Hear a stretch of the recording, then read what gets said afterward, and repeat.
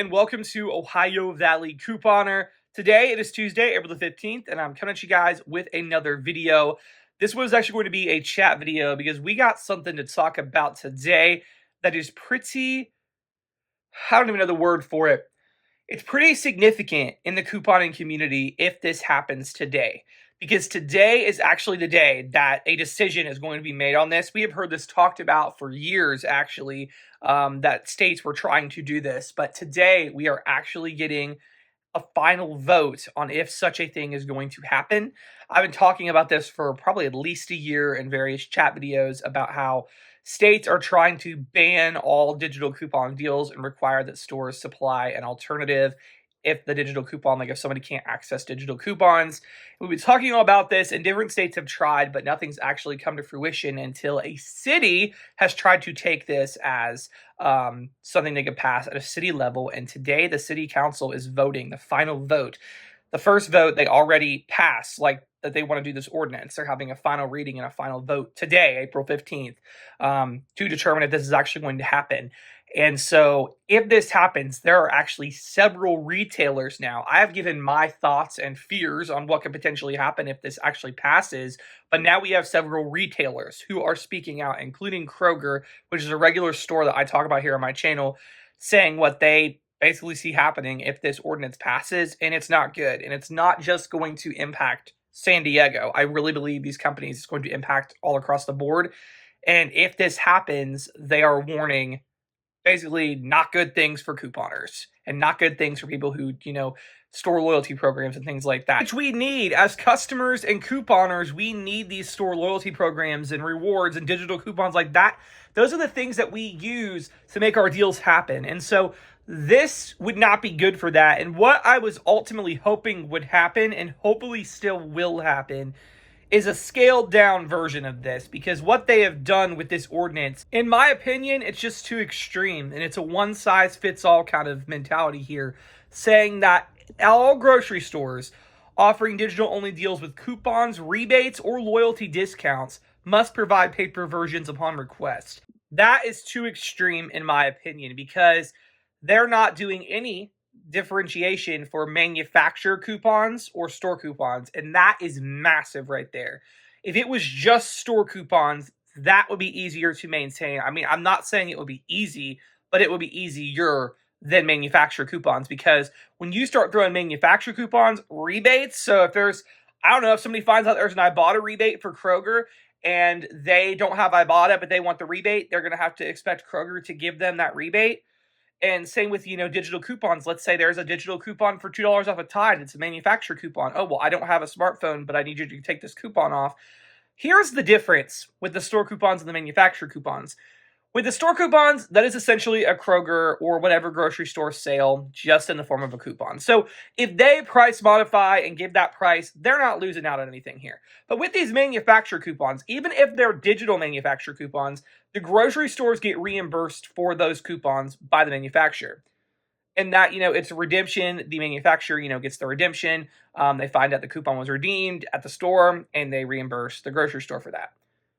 If they're just going off and taking a $2 discount upon request, I don't know how they turn that in for reimbursement, and that's when this gets difficult. So if they would have just said for store coupons, that would have been more feasible, but they're literally saying everything. It has to be coupons, rebates, which this is the first I've heard of rebates, but they're actually saying rebates too, so that's going to throw in the rebate apps. Yeah, pretty crazy. And then loyalty discounts. So that's like if you don't have a Kroger card, like if you don't get a Kroger Plus card, they got to give you the discount anyway, I guess is what that means. And so that is just a lot, and I get why they're doing it. It says they're aiming this at making deals accessible to those without smartphones or internet access. Examples, seniors, low-income individuals. By the way, this article came from couponsonthenews.com. Phenomenal website. I'll have a link right down below. I understand, they want to be able to have everybody be able to access the deals, but again, I just think this is too extreme. And so you've heard my thoughts. Let me go ahead now and show you guys thoughts from the grocery stores, because several of them have spoken out about this ordinance and what they believe it will do to their stores. So starting out here, we have Kroger, who owns Ralph's and Food for Less, which are stores in San Diego. But Kroger as a whole, Kroger owns a bunch of stores in a lot of the U.S. So what Kroger has actually said here, Kroger executive stated the ordinance would have significant impacts on our customers and would be very challenging to implement. So Kroger, who, keep in mind, has like thousands and thousands of stores across the U.S., saying this is going to be very challenging to implement this, and it's going to have a significant impact on our customers. That's not good. And if you look at Albertsons as well, who also owns Vons, I believe that's also a store in the San Diego area, we believe its rapid approval could greatly affect our customers and be challenging to implement. Also, Jensen's Foods. This ordinance will be impactful in a negative way for grocers and will be difficult at best to implement. So what I'm getting from all three of these stores here is that this is going to be so hard for them to implement. Are they just not going to even bother to implement it because it's so hard? Is the effect of having to do this ordinance going to basically cost them more than losing whatever business they would get with the digital coupons? You gotta wonder, because they're saying how hard it would be to implement and how it's going to significantly impact their customer base. Are they even going to bother with it? That's kind of the thing that I think of. And then also a couple of organizations spoke out. The Association of Coupon Professionals, they actually said that the legislation would have significant impacts to the customers and would be impossible to implement. So they're actually stating it'd be impossible. And that honestly makes sense because, oh my goodness, what kind of system would have to be implemented for a grocery store to honor rebate app discounts, to honor every digital manufacturer coupon? Like, it does seem like it would be impossible for that. If it was just store coupons, that would be easier and a possibility, but for all coupons, it's just a lot. Now, the California Grocers Association, the president, spoke out and said, your favorite grocery store will be unable to offer personalized ads. Loyalty programs, which help you save money on groceries and often gas, will go away. Grocery prices will be higher in San Diego than in neighboring areas. And then it does say the city council neglected to reach out to a single grocery store in the city.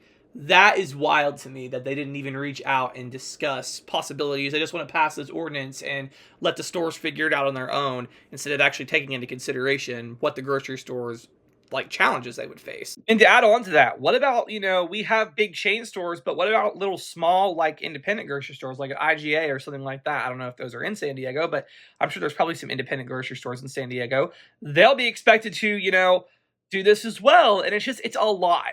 Now, the supporters of this ordinance, they're saying that it's about transparency and pricing. They're claiming it only applies to deals advertised in store or in weekly ads and not all digital discounts. They're saying they will not be regulating apps or websites. However, the ordinance text hasn't been updated to reflect that as of now. So yeah, they're saying that now to people like, oh, this isn't going to apply to that, but that's not in the actual ordinance based on coupons in the news. Maybe they will update the ordinance to reflect that. Hopefully so, because that is a very, very important distinction. Because it was very open-ended in the beginning, like basically including everything. So if they update that, that would be a step in the right direction. But this has caused a lot of, debate in San Diego. But the thing is, and even the coupons in the news article had mentioned this can set a national precedent. This really is not just, I believe, this is not just going to be something that impacts San Diego. I believe if this passes, this will ultimately impact us all because the stores are going to have to make changes to make this work. Because like as of right now, Kroger, the ads are typically the same everywhere. I mean, there's some regional price differences, but it's typically the same items. Like if there's a 5X digital event going on in Ohio, it's going on in California. However, it's not just going to be as easy to run a sale like that if they have different rules in San Diego. So I wonder, will these stores on a national level just stop doing those sales? I mean, that would not be good. That would not be good. And here's the thing. The point of this, they wanted everybody to be able to get, like if you get this for $2.99 with a digital coupon, they wanted it to be fair that even if people couldn't access the digital coupon, they could get that sale price. I think if they would have done this at a store coupon level, that would have been easier to do. There still could be some difficulties, but it would have been, it's not an impossibility.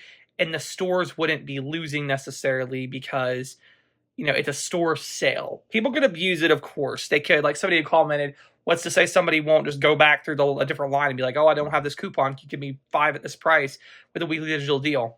Very possible that people will abuse it. However, I don't think it would be as much as them saying manufacturer coupons, rebates, and all that. That's where it gets really tricky, and I feel like it's going too far. And that's where these stores are also pointing out that they think it would cause, basically, it would come back on the customers because the stores aren't going to be able to do as many discounts, loyalty programs, stuff like that. This is a big deal. Truth be told, it could ruin couponing as we know it, because the paper coupons just aren't there as much anymore, because so many companies have shifted to all digital, because people abused paper coupons. People did things, paper coupons. Yes, it is the age we're living in, a more digital age, but a lot of these manufacturers did go all digital because of all the fraud paper coupons and stuff. And so I don't think it's as simple as this ordinance is making it. And I think they could scale it down maybe to just store coupons. And I just think that would be a better solution overall for everybody than to do this extreme thing that they're doing.